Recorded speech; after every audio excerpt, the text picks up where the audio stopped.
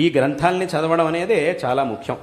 ఒకటి భగవద్గీత, రెండు శంకరాచార్యుల వారు రచించినటువంటి ప్రకరణ గ్రంథాలు. అర్థం తెలిసినా తెలియకపోయినా, భాష వచ్చినా రాకపోయినా ఆ శబ్దాలని పఠిస్తే చాలు. తద్వారా మనకు ఒక విధమైనటువంటి మంచి సంస్కారం అనేది ఏర్పడుతుంది. ఆ సంస్కారమే ఈ మార్గంలో మనం ముందుకెళ్ళి మన లక్ష్యాన్ని చేరుకోవడానికి తప్పకుండా ఉపయోగపడుతుంది అనేటటువంటి విషయంలో ఏమాత్రం సందేహం లేదు. మంత్రములు ఉన్నాయి, ఉపాసన చేయడానికి చాలా మంత్రాలు ఉన్నాయి.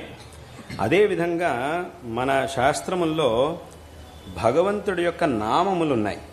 ఆ నామములనే మంత్రాలుగా పరిగణించడం అనేటటువంటి పద్ధతి కూడా ఉంది. ఆ నామాన్నే మంత్రంగా భావించడం. ఎందుకంటే మంత్రము అనేటటువంటిది ఏమిటి? ఎవరైతే ఆ మంత్రాన్ని జపిస్తారో, ఉపాసన చేస్తారో వాళ్ళని కాపాడి వాళ్ళకి శ్రేయస్సుని కలిగించేటటువంటిదే మంత్రం. కాబట్టి ఇటువంటి ఈ యౌగికమైనటువంటి అర్థాన్ని తీసుకొని ఆ మంత్రం అనేటటువంటి పదాన్ని నామముల్లో భగవన్ నామాన్ని కూడా ప్రయోగించేటటువంటి పద్ధతి అనేది ఉన్నది. కాబట్టి ఈ రకంగా ఆ భగవన్ నామాన్ని, అందుకే నామమంత్రం అని కూడా అంటూ ఉంటాం. నామమంత్రం అంటే ఏమిటి? నామాన్నే మంత్రంగా ఉపదేశింపబడి ఆ మంత్రంగా దాన్ని అనుష్ఠించడం అని.